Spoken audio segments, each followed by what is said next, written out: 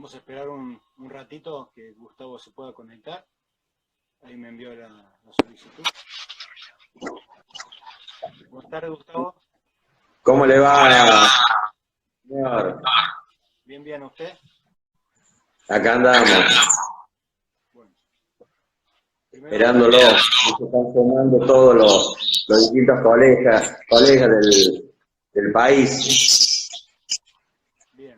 Bueno, gracias, Gustavo, por este espacio que me han otorgado desde el colegio, gente que va a participar activamente en él. Así que bueno, nada, espero que sea de ayuda para todos los colegas que nos están viendo y para la gente que no se dedica a la higiene y seguridad también saque provecho de esto que vamos a estar charlando en un ratito. La verdad que para nosotros es un placer tenerte y que explique lo que vos haces. Lo haces de una manera espectacular y sobre todo tu trabajo dedicado a la protección sobre todo de los niños.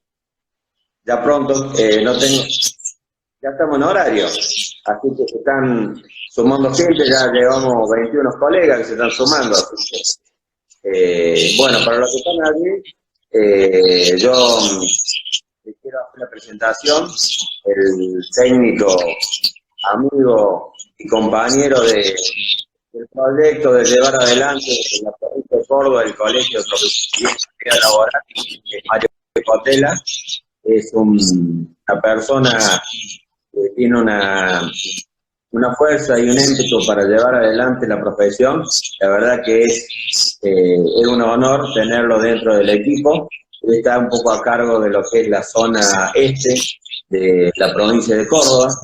Así que, bueno, tiene un trabajo muy importante con fundaciones dedicado a la protección de los niños y el tema que va a tratar él en esta época de la pandemia, para la mayoría que estamos en casa, en cuarentena y tiene niños, por ahí es importantísimo, porque por ahí puede surgir algún accidente, algún problema y bueno, tenemos que tratar de solucionarlo lo más pronto posible.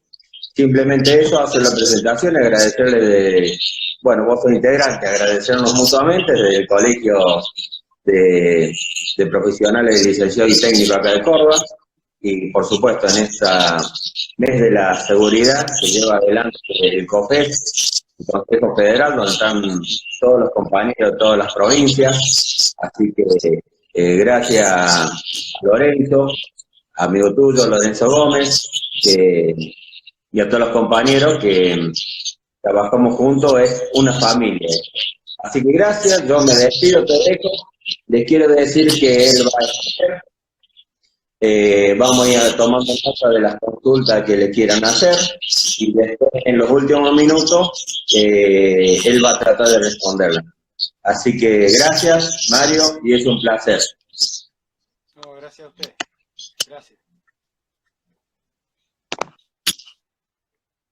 Bueno, primero consultar a la gente que me está viendo si se escucha bien. Pónganme un sí o un no, así mejoramos el audio. Como decía Gustavo recién, yo trabajo en la parte técnica de una fundación. La fundación se llama Infancia Segura, una fundación radicada en la ciudad de Rollito. Esta fundación ha seleccionado o ha tomado técnicos para representar algunas áreas o participar en algunas áreas trabajando en lo que es la prevención de accidentes infantiles. Por eso Gustavo remarcaba el desempeño que yo hago respecto a este tipo de tareas. Mi especialidad es todo lo que es primeros auxilios en pediátricos y neonatales. Yo me enfoco más en eso. Hoy vamos a hablar un poco de lo que son socorros generales, básicos. Y bueno, primero agradecer a todos los que se están uniendo. Espero que les sea de utilidad a toda la gente que me conoce, a la gente que no también. Saludos. Y vamos a arrancar un poquito hablando de lo que nos dice la ley a nosotros. Nosotros sabemos que tenemos una ley, la 19.587, con su decreto reglamentario el 351, y en el capítulo 18, que habla de lo que es protección contra incendio, en el último artículo, en el 187, hay tres palabras que son muy importantes. La primera habla de lucha contra el fuego, la segunda habla de evacuación y la tercera de emergencias. Y a eso me quiero enfocar yo, en la palabra emergencia. Es una palabra muy básica, pero incluye un montón de emergencias que se pueden dar en un ámbito laboral. Y hoy vamos a hablar de las emergencias médicas o emergencias prehospitalarias. ¿Por qué es importante esto? Nosotros lo que hacemos es prevenir accidentes. Los que realizamos esta tarea trabajamos en lo que es prevención de accidentes. Pero cuando ocurre el accidente, ¿cómo tenemos que proseguir? ¿Cuál es la actitud? ¿Cuál es el desarrollo que tenemos que hacer para que ese accidente no sea grave? Y es muy importante conocer técnicas, maniobras de primeros auxilios para que ese accidente no se ponga más grave, en todo caso, llegue a perder la vida de la persona. Por eso hoy vamos a tocar este tema. Si ustedes recuerdan, en el 2015 salió una resolución, que es la 905 de la SRT, donde habla también de actividades que debe realizar el área de higiene y seguridad en conjunto con el área de medicina. Y dentro del área de medicina habla de esta temática, de los primeros socorros, de capacitar en RCP, del socorrismo, de la vacunación, de todo lo que tiene que ver con el tema de prevenir enfermedades laborales. Y uno no está exento a que en el ámbito laboral también ocurran este tipo de emergencias respecto a lo que es una parada cardiorrespiratoria o un atragantamiento, que es lo que hoy vamos a enfocar. Saludos para todos los que me conocen ahí. Saludos Daniel, que está conectándose. ¿Por qué hablo de prevenir? Y hice este foco respecto al artículo 187. Porque ahí nos está hablando de la formación de la brigada de emergencia. Y esa brigada de emergencia tiene que tener 3 patas principales. Esas patas principales son la prevención de incendio, como decíamos recién, la lucha contra incendio, las emergencias y el tema de evacuación. Nosotros tenemos que desarrollar o entrenar gente para que en cada área de este sistema lo tengamos cubierto. Vuelvo a repetir, el incendio lo debemos prevenir. La emergencia también la debemos prevenir. ¿Para qué? Para evitar este tema de lo que es la pérdida de personas o la pérdida de materiales. Una temática muy importante que se está dando en estos últimos tiempos es el RCP, que ha salido, está muy de moda, porque en Argentina actualmente fallecen entre 30.000 y 40.000 personas por año por parada cardiorrespiratoria. Y esto es fuera del ámbito hospitalario. Esto ocurre en la calle, en el ámbito deportivo, en el ámbito cultural, en el ámbito social. ¿Por qué ocurre esto? Porque hay gente que no está capacitada para actuar en esa emergencia. Y dentro de una organización también puede ocurrir. Entonces debemos prevenir participando en cursos, en talleres, actualizándonos respecto a las maniobras. Cada 5 años el Comité de Enlace Internacional ILCOR desarrolla y estudia nuevas técnicas para actualizar los protocolos de emergencia. Por eso es importante que cada 5 años entendamos que hay una modificación de lo que es el protocolo de emergencia. Últimamente se ha establecido el RCP solo con las manos. Hoy en día, con el tema del coronavirus, que no podemos tener contacto con las personas por la vía de transmisión, que sería boca a boca, o por las fosas nasales, nosotros no podríamos realizar una insuflación en la persona que se desvaneció o que ha sufrido un paro cardiorrespiratorio. Porque correríamos el riesgo de contraer la enfermedad, correríamos el riesgo de contagiar a la persona que en ese caso se ha desvanecido. Por eso también es muy importante entender que el RCP con las manos es efectivo y está homologado por todas las instituciones que desarrollan estas maniobras. Para lo que es pregunta, después vayan consultando y al final vamos a tratar de responder. Cuando hablaba de lo que es la brigada de evacuación o la brigada de emergencia y hablaba el tema de lo que es incendio, evacuación y primeros auxilios, dentro de lo que es primeros auxilios, tenemos que entender que esos primeros auxilios es la acción inmediata, es el cuidado inmediato que se le va a otorgar a la persona. ¿Para qué? Para reducir ese impacto que está sufriendo la persona respecto al accidente o a la enfermedad súbita. Entonces, si nosotros actuamos rápidamente, reducimos ese riesgo de que le queden secuelas a la persona o de que pierda la vida. Por eso es muy importante entender que el factor tiempo en este tipo de emergencias, como el tratamiento, la hemorragia grave, la electrocución o todo lo que es paro cardiorrespiratorio, es muy importante. Es muy importante actuar de forma inmediata. Para lo que es RCP, tenemos 4 minutos para actuar. 4 minutos. A medida que va sumándose tiempo a esa emergencia, vamos perdiendo el 10% de probabilidad o posibilidad de la persona salga con vida. Ejemplo, yo actúo a los 5 minutos y ya tengo el 10% de probabilidad menos de que esa persona la pueda sacar adelante. Cuando arrancamos con la maniobra tenemos un 79% de probabilidad de sacar. Y si vamos perdiendo tiempo, esa persona se nos va a complicar poder sacarlo del cuadro. Por eso el factor tiempo es muy importante. Actuamos rápido y acortamos ese plazo de tiempo, más posibilidades tenemos.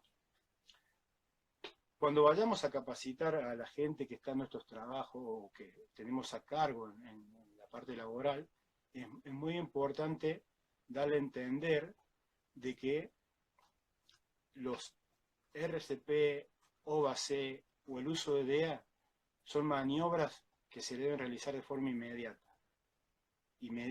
De forma adecuada, y son provisorios. No reemplazan la atención médica, para nada. Nosotros actuamos en pos de mantener con vida a la persona o contenerla, pero no reemplazan la asistencia médica. Toda emergencia debe terminar en un consultorio médico revisado por un especialista. Nosotros somos, en el caso de que yo tengo un primer nivel de lo que es paramédico, yo podría actuar, contenerlo, hacer los primeros auxilios y después que lo traslade. No podría quedarse esa persona con que ya está curada, que está todo fuera en control. Antes. Disculpen si voy un poco rápido, vamos a bajar un cambio así llegamos con el tiempo. Bien, primeros socorros. Cuando la persona detecta la emergencia, tiene que entender que lo primero para actuar es la seguridad. Acá nos enfocamos en seguridad, escena, situación. Vuelvo a recalcar. Seguridad, escena y situación. Para actuar, yo tengo que observar de que todo el lugar donde se desarrolla el accidente o la muerte súbita esté segura. Segura para mí, para la persona que va a actuar como primer interventor, debe estar segura. No tenemos que agregarle a la escena un accidentado más, una víctima más. Lo primero es la seguridad. Es el primero yo, segundo yo, tercero yo, como es el lema de los bomberos. Siempre tenemos que trabajar en el lugar seguro. Observar si hay algún cable, si ha sufrido una electrocución a la persona, observar si hay un cable, observar qué es lo que ocurrió en ese momento para que haya ocurrido el accidente. Eso es la escena. Allá estamos dentro de la escena, observar si hay víctimas, cuántas víctimas hay, qué es lo que, qué daño causó, ahí sería la situación. Entonces estaríamos cumpliendo. Seguridad, escena, situación es el primer paso. Y después entender si es una emergencia o si es una urgencia. Son dos palabras muy parecidas, pero no son lo mismo. Urgencia es cuando hay una lesión, hubo un evento, pero no corre riesgo la vida de la persona. No corre un riesgo inmediato la vida de la persona. Si lo dejamos estar y no lo atendemos, quizás corre riesgo, pero por el momento es una urgencia. Emergencia es cuando la vida de la persona corre riesgo inmediato y tenemos que actuar de forma rápida, porque si no podemos llegar a perderlo. Eso también lo debe saber el personal brigadista, debe conocer identificar para poder actuar. Dentro de los primeros socorros, nosotros tenemos lo que es RCP, OVAC y DEA. RCP. ¿Cuándo hacemos RCP? Un ejemplo. Llegamos a un lugar, observamos que hay una persona en el suelo, aplicamos seguridad en la situación, determinamos que es seguro, determinamos que es una persona sola que está tirada en el suelo, que no se mueve, no hay nada alrededor, actuamos. Llegamos al lugar, nos arrodillamos, y ¿cómo sabemos si la persona necesita una maniobra de RCP? Cuando la persona no responda y no respire. Hoy en día no se usa más el MES, miro, escucho, siento. Eso se ha dejado de lado, no es obligatorio, no es necesario, no es esencial usarlo.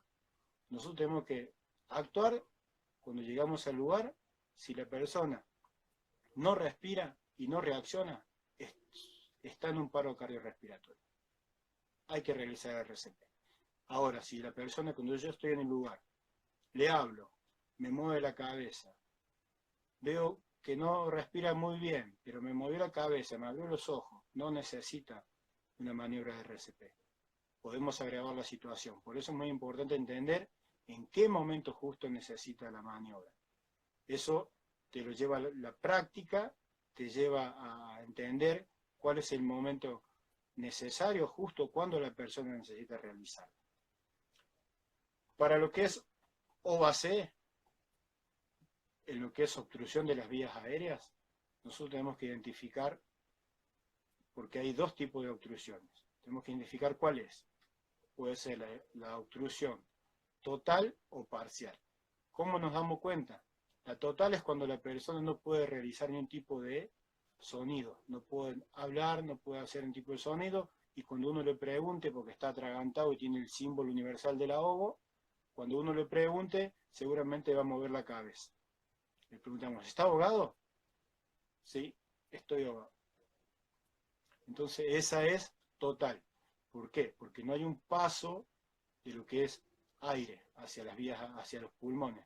No hay un pase de aire hacia los pulmones. Entonces, la obstrucción es total. Ahora, cuando la persona se atragantó, hizo el gesto, y le pregunto, ¿estás ahogado? Y me dice, sí, sí. O hizo un gesto mínimo, hay un espacio donde el aire está pasando y tenemos que entender que es parcial. Cuando es parcial y la persona es adulta, le tenemos que pedir que tose. De esa forma debería liberar el objeto. Si no puede liberarlo cuando le decimos tosé, nos ponemos hacia atrás y realizamos la maniobra. En este momento no la vamos a hacer, pero después vamos a subir videitos en las redes sociales para que las puedan entender, y si no, en varias páginas hay muchos que pueden estar y les pueden buscar. Ahora, cuando la persona no puede decir nada, realizamos la maniobra. Es muy importante actuar de forma rápida. Cuando no podemos obstruir la vía aérea, ¿qué hacemos? La persona se va a desvanecer, va a perder el conocimiento, va a entrar en un paro cardiorrespiratorio, y en ese momento tenemos que cambiar la maniobra. No es más OVAC, pasa a ser RCP, porque la persona ya no respira y no responde.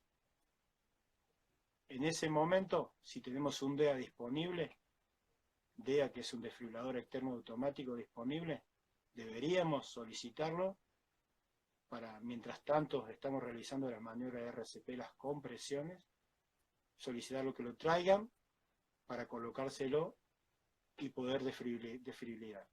Es muy importante también saber usarlo. No es difícil, pero sí necesitamos tener una capacitación para poder usar este elemento, que es muy útil para salvar vidas. Podemos tener también en el ámbito laboral otro tipo de emergencia.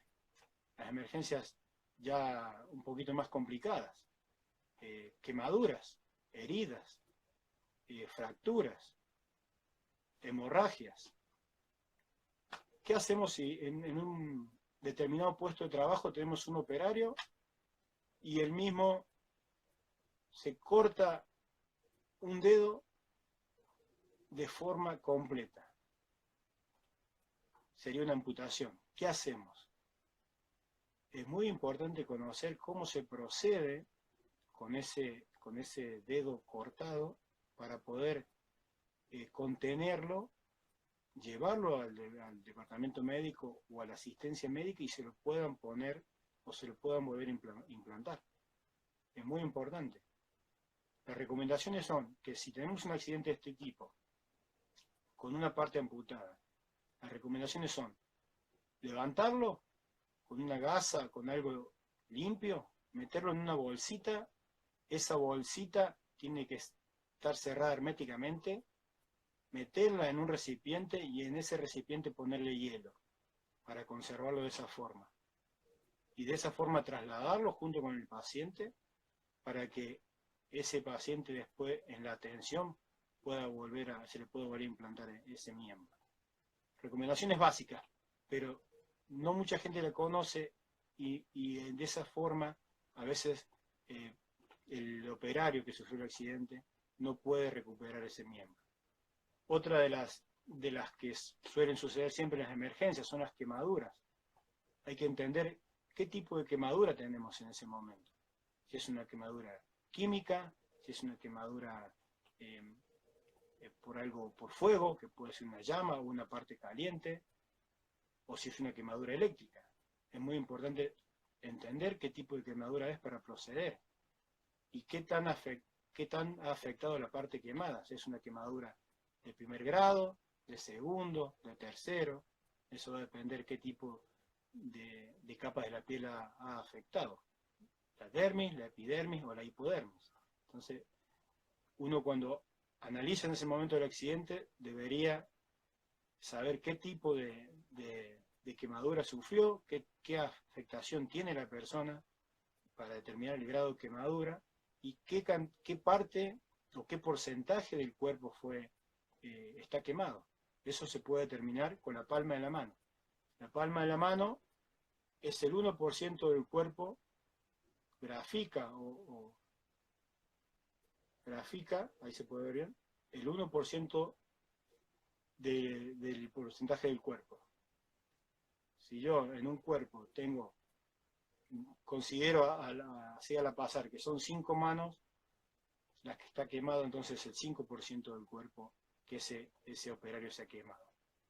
Son observaciones rápidas que uno debe hacer en el momento de la emergencia para poder proceder y poder determinar en el momento que uno llama al servicio de emergencia, pasar bien los datos, determinar bien qué es lo que sucedió para que ese servicio de emergencia, sea externo o interno, venga preparado y realice la operación correcta para cuidar a la persona ya accidentada. Otro de los temas son las graves, que uno a veces no sabe cómo proceder, son las hemorragias. Las hemorragias. Tenemos 3 tipos de hemorragia. Puede ser la capilar, la venosa, ¿cierto?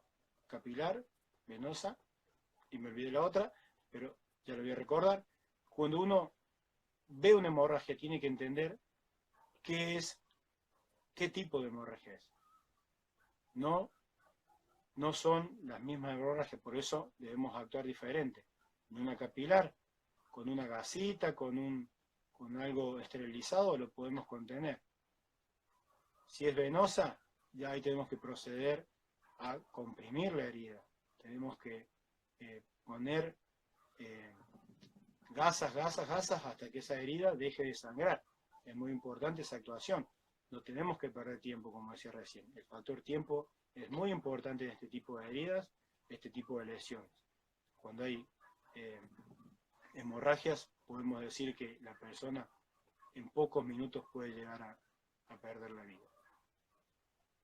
Y así con un montón, fracturas también. ¿Cómo hacemos en caso de una fractura? Cuando vamos a capacitar a las personas, tenemos que comentarle que una persona que se cae, dar a entender de que una persona que se cae de 1,50 m de altura, que no es un trabajo en altura, por eso no tiene arnés, es un trabajo a distinto nivel, se cae, se lesiona la columna y sus compañeros no entienden nada de primeros socorros, no saben cómo proceder, no hay un protocolo, nadie los capacitó. ¿Qué es lo que hacen? Van directamente y lo sientan, lo levantan y lo sientan en una silla. El daño que puede sufrir esa persona es el doble del que ha sufrido cuando se ha caído. ¿Por qué? Porque han actuado de forma incorrecta. Por eso es muy importante la capacitación a todos los operarios y tener brigadas de emergencia entrenadas para saber actuar en este tipo de accidentes. En obras, en las obras donde hay mucha gente, donde hay tránsito permanente y son varios frentes de trabajo, por ahí cuando ocurren accidentes se actúa de la peor manera y eso agrava mucho la situación. Después cuando el médico tiene que proceder o tiene que actuar respecto a esa lesión, se da cuenta de que esa persona fue dañada más, fue el daño que sufrió después de haber sufrido el accidente por sus propios compañeros. Por eso la capacitación, el entrenamiento en las brigadas de emergencia, en saber que esto les tiene que servir a los operarios, generar esa conciencia de prevenir y también de saber actuar en caso de un accidente es muy importante. Vamos a ver un poquito ahora el tema de qué prosigue cuando yo estoy actuando en una emergencia. Tenemos gente alrededor, obviamente. Tenemos que delegar tareas. Tengo una emergencia, tengo una persona que se me ha caído, como decía recién, de 1,50 m, lo contengo, me quedo posicionado, dejando quieta su cabeza para que no sufra ningún daño en la cervical, en la columna cervical. Yo me quedo conteniendo la cabeza y tengo que delegar tareas, porque no voy a poder hacer todo a la vez.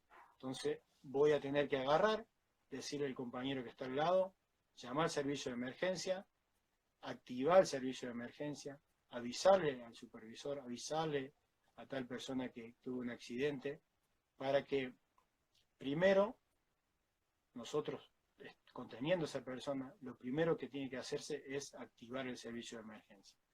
El tiempo, el factor tiempo es muy vital en este tipo de emergencia. Es vital para nosotros que actuamos de forma inmediata y para llamar al servicio externo o servicio interno. Es muy importante lo que están diciendo ahí en los mensajes. Exactamente, lo primero que tenemos que valorar es la escena. La escena es todo. Vemos si la escena es segura, qué es lo que ocurrió o cuál es el daño que hay dentro de ese incidente. Después uno, cuando va aprendiendo un poquito más de lo que es primero socorro, se va dando cuenta que hay otras cuestiones también que hay que enseñarlas. La evaluación primaria, lo que hablábamos recién. La persona respira, está consciente, tiene hemorragias. Después procedemos con la evaluación secundaria, a ver qué fue. ¿Es una lesión? ¿Es una enfermedad súbita? ¿Cómo procedemos? Esto tiene que ver con la formación que tengamos cada uno. Si nos formamos, nos capacitamos y tenemos un accidente, obviamente que esa persona se va a recuperar. El factor de tiempo en la recuperación de esa persona va a ser más rápido y no lo vamos a tener con baja médica mucho tiempo ni con una lesión a largo plazo o de por vida. De paso voy leyendo los mensajes, por eso me quedo ahí tildado. Bien por los aportes. Cuando vamos a formar las brigadas de emergencia tenemos que tener en cuenta que hay un porcentaje de la gente que debe ser entrenada. Si bien el artículo 187 nos dice en una parte todo, que el responsable es el empleador de formar, de entrenar brigadas, en otra parte habla de que todos deberían estar entrenados. Obviamente, todo el personal tiene que estar entrenado y gran parte de ese personal debería formar, o una parte, mejor dicho, una parte de ese personal debería formar la brigada de emergencia. ¿Cómo considero yo la cantidad de personas que debe formar la brigada de emergencia? Y tenemos que entender primero qué dotación tengo yo en planta. Si yo tengo una dotación menor a 80 personas en la planta, el 5% de esas personas debería formar la brigada de emergencia. Y ese 5% tendríamos que tener las 3 patas principales para formar esta brigada. Lucha contra el fuego, rescate y evacuación, y primeros socorros o primeros auxilios. Ahora, si tengo una empresa que tiene de entre 80 y 1000 empleados, ya ahí deberíamos tener el 10% de esa población para formar la brigada de emergencia. Y si son 3 turnos, deberíamos tener el 10%, entre el 10 y el 5% por turno formados para que conformen la brigada. Números estimados que nos aconsejan. Sabemos que en Argentina no tenemos algo muy puntual respecto a esto. En la parte de seguridad lo único que conocemos es que este artículo nos dice que debemos formar las brigadas, y no dice que el responsable de higiene y seguridad o el técnico, el licenciado, ingeniero o el equipo de trabajo como el técnico formen las brigadas. Hace responsable al empleador, pero el empleador siempre nos va a delegar la tarea a nosotros. Entonces tenemos que entender que esa tarea es nuestra, y también de parte del área de medicina o laboral, o del servicio médico interno o externo de la planta. ¿Por qué? Porque tenemos que formarlo en todo lo que estaba comentando recién, porque es primeros socorros, primeros auxilios, como dicen todos, emergencias médicas, como las nombraba recién, más complejas.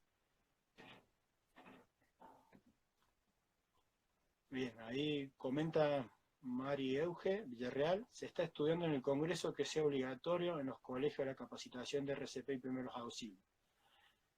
Hay un programa a nivel nacional que se llama RCP en las escuelas, que ya hace un par de años, lo alargaron en 2017 si no me equivoco, donde obliga a que sea parte de la currícula en las escuelas. En muchos lugares se está haciendo para prevenir este tipo de emergencias. Por ahí es un poco contradictorio enseñarle a un niño de 5 años o menos a hacer RCP. Primero, la criatura no tiene la contextura física, no tiene todavía el discernimiento de lo que es la emergencia, no conoce bien lo que son los peligros, los riesgos, pero se lo está entrenando. Yo siempre sostengo que a esos niños que son chicos, lo primero que tenemos que enseñarles es a prevenir, y segundo, a que si observan algo raro, activar el servicio de emergencia. Es lo esencial que puede hacer una criatura cuando detecta que un adulto se ha desvanecido. Saber que tiene que agarrar el teléfono fijo, marcar un número y llamar. De 5 años, yo creo que hoy en día los niños saben usar muy bien el teléfono, entonces los podríamos instruir en: mira, si vos ves algo raro en casa, entendés de que yo estoy desmayado, no te respondo, no te hablo, estoy dormido, llama al servicio de emergencia o que llame a algún familiar en todo caso. Lo esencial para los niños menores a 5 años es que entiendan que deben avisar sobre el problema que está ocurriendo en la casa. Eso es lo esencial. Está bien que le enseñemos la maniobra, porque eso en su trayecto de vida las va a ir desarrollando, las va a ir aprendiendo profundamente, pero también hay que entender que hay cosas que ellos en el momento no van a poder realizar. Estoy leyendo ahí una noticia, una pregunta, dice: ¿es correcto que los profesionales de higiene y seguridad den las capacitaciones en primeros auxilios con lo aprendido, como por ejemplo en los folletos de RT, o deben tener algún certificado de previa? Bien. Miren, yo soy técnico en higiene y seguridad, y he hecho un instructorado internacional en lo que es RCP o ACIDEA y otras emergencias médicas, la cual me habilita a poder dar cursos. Es muy importante capacitarse. Nosotros cuando cursamos la carrera por ahí no vemos muy profundamente estos temas. Yo hablo de mi parte, yo me recibí en el año 2009 y en esos tiempos no se hablaba de RCP de la forma que se está hablando ahora. Por eso tenemos que instruirnos y tener el conocimiento previo. Leyendo un manual vamos a entender cómo es el procedimiento, cómo se debe actuar. Pero lo que te lleva a poder capacitar es la práctica que vos tengas, la práctica que vos hayas aprendido en el momento que estuviste haciendo un curso o estuviste con un colega donde te estuvo explicando. La práctica es lo esencial para este tipo de emergencia. De palabra es muy difícil que la otra persona lo pueda aprender. Un paramédico puede ser instructor, sí, puede instruir, puede. No podría entregar certificados, quizás, pero sí puede llegar a instruir gente, a capacitar gente. Bien, algunas preguntas van a quedar para después, así vamos a ir cerrando con... Bien, es como dice Iván, si no hay conocimiento, deleguemos las capacitaciones. Consultemos a alguien que se dedique a eso, a un servicio de emergencia, como pasa en muchas localidades que tienen su área de capacitación, que nos pueden llegar a entregar un certificado y nos pueden llegar a capacitar la brigada de emergencia. Hago referencia a esto. Capacitemos gente en nuestro ámbito laboral, donde estemos desarrollando las tareas, para que el día que nosotros no estemos ahí, ellos sepan qué hacer, sepan cómo actuar. Ocurre siempre que ocurre algo en la empresa, al primero que llaman es el de seguridad, siempre. Se cayó uno, al de seguridad. Se cortó el dedo, al de seguridad. Y por ahí no entienden que ellos realizando una pequeña maniobra, un pequeño procedimiento, pueden llegar a contener esa persona accidentada.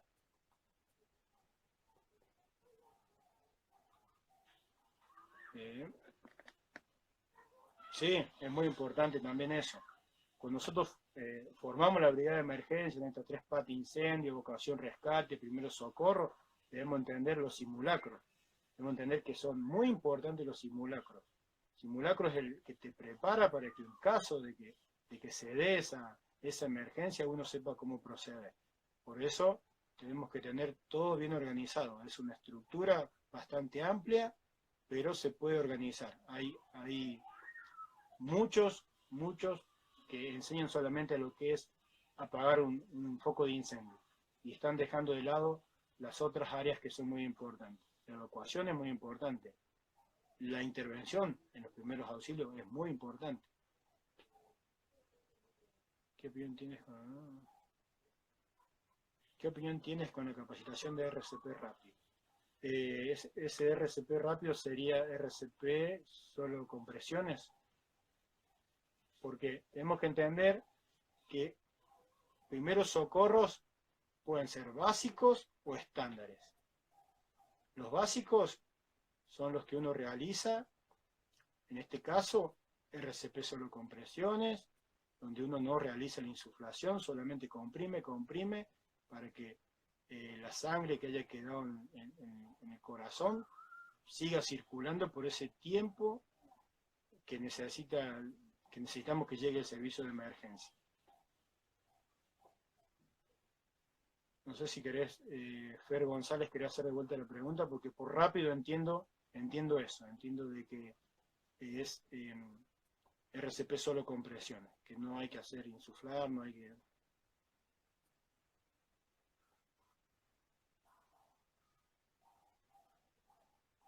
Una vez que se capacita en la maniobra, debo repetir la capacitación o evaluación de lo aprendido cada cuánto tiempo se aconseja. Capacitaciones de RCP debemos darla mínimamente 2 veces al año. 2 veces al año. Con la primera quizás lo aprendan, lo entiendan, pero después debemos reforzar. Y no solamente reforzar, sino que a la brigada de emergencia la vamos a motivar.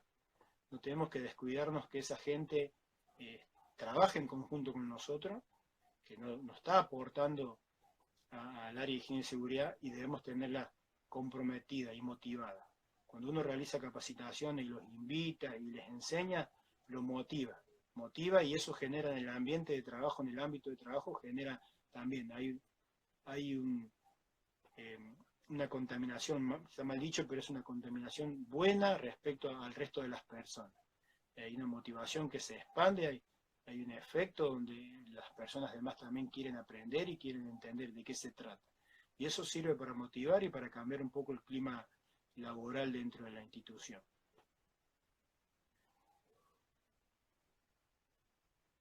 Todos hemos servido seguridad. Exactamente, todos formamos parte de la seguridad, pero mucha gente cree que el de seguridad es el responsable directo de la seguridad. No, y cada persona es responsable de su seguridad y debe entender que cuidarse es lo mejor que puede hacer.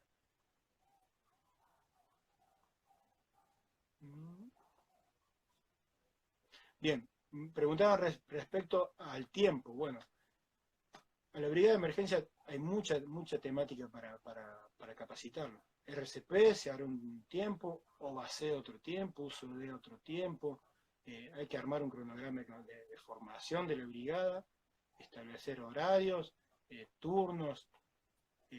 Hay mucho por dar, es muy amplio, entonces constantemente debemos estar formando a nuestros brigadistas.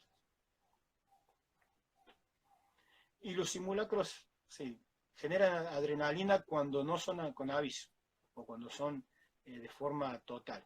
Uno lo puede hacer de forma parcial, con aviso parcial, o o con aviso total, y puede hacerlo sin aviso. Es cuando uno activa la alarma y observa a ver qué es lo que hace la gente. Es muy importante en los simulacros tener veedores, gente que entienda qué es lo que tiene que ver, qué es lo que tiene que observar respecto al comportamiento de la gente que esté evacuando. Porque esos comportamientos son los que nos van a decir a nosotros si la gente se toma en serio el tema de la evacuación o solamente lo toma como un juego.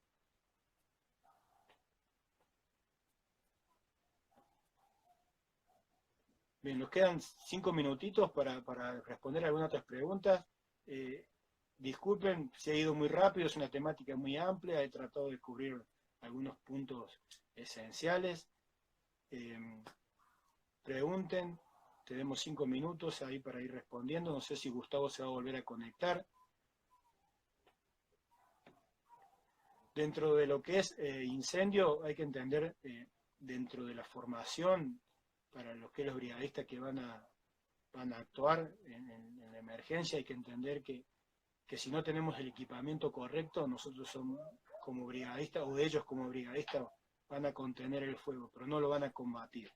Eso va a ser delegado al servicio externo de emergencia, que podría ser bomberos, o debería ser bomberos. En los roles de evacuación, muy importante el tema de la comunicación. Debe haber dentro del rol de evacuación y rescate, dentro debería haber un pilar que es el de comunicación, que es el que va a activar la comunicación con los servicios externos de emergencia. Van a activar el servicio de comando de incidentes en bomberos, y bomberos, de acuerdo a ese llamado, de acuerdo a esa información que vamos a entregar en esa comunicación, se va a preparar y va a venir a darnos respaldo respecto a la emergencia en caso de que sea un fuego o un incendio.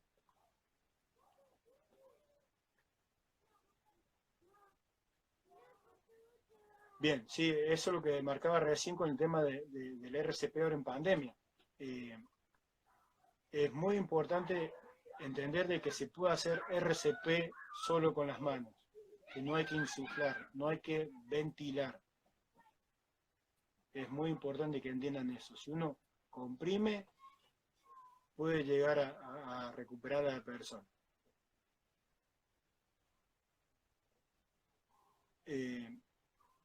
Para los que están en su casa y tienen niños, vamos a hacer una maniobra en 5 minutitos para que puedan entender cómo es la desobstrucción de la vía aérea de una criatura, de un neonatal, que sería una criatura desde 1 año a días antes que nació. Así que vamos a tratar de aportar esto como última parte de la charla.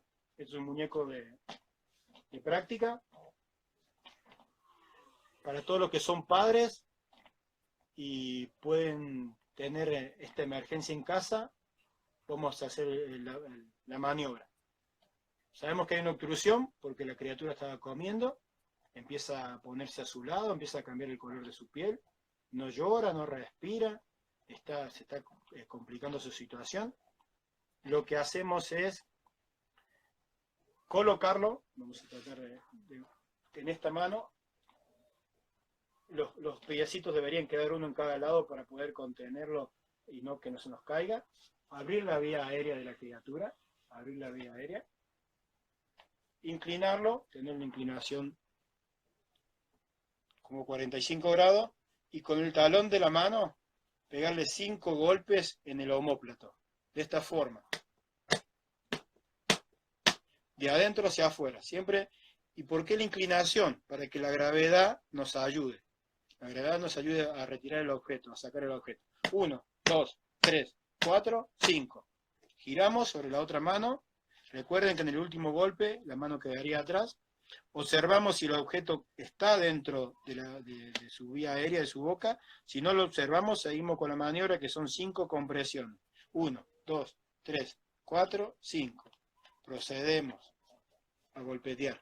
1, 2, 3, 4, 5. Mientras tanto, le avisamos a alguien que active el servicio de emergencia y nosotros procedemos con la maniobra. Por lo general, en el 80% de los casos, en el segundo ciclo de golpeteo, el objeto sale. El objeto, que puede ser sólido o semisólido, sale. Una vez que nosotros podemos llegar a recuperar, a desobstruir esa vía aérea, la criatura debería pasar a una posición lateral de seguridad, que sería esta. De esta forma deberíamos contener la criatura para que, en caso de que haya un reflujo, no se broncoaspire. Para que ella, en caso de que quiera despedir algo que ha estado comiendo, que por los mismos golpes o la misma emergencia le haya producido un reflujo, lo pueda despedir y no vuelva hacia adentro. Posición lateral de seguridad. Así que es una maniobra muy básica que sirve, ha ayudado a mucha gente, así que uno la puede practicar en casa con un muñequito de alguno de nuestras niñas, puede ver algunos videos para reforzarla y actuar de acuerdo a esa emergencia. Vamos a permitir que Gustavo, no sé si Gustavo me estaba... Ahí está. Gustavo, había gente que me preguntó respecto a personas obesas. Bien, esa maniobra para lo que es la desobstrucción de las vías aéreas en personas obesas se realiza desde atrás, ¿cierto? Y no comprimiendo la boca del estómago, sino que se comprime más arriba. Recordemos que al tener una panza bastante grande nos va a ser complicado abrazarla. Entonces comprimimos en la parte de arriba, un poquito más arriba acá, bien arriba de la boca del estómago, no en el estómago.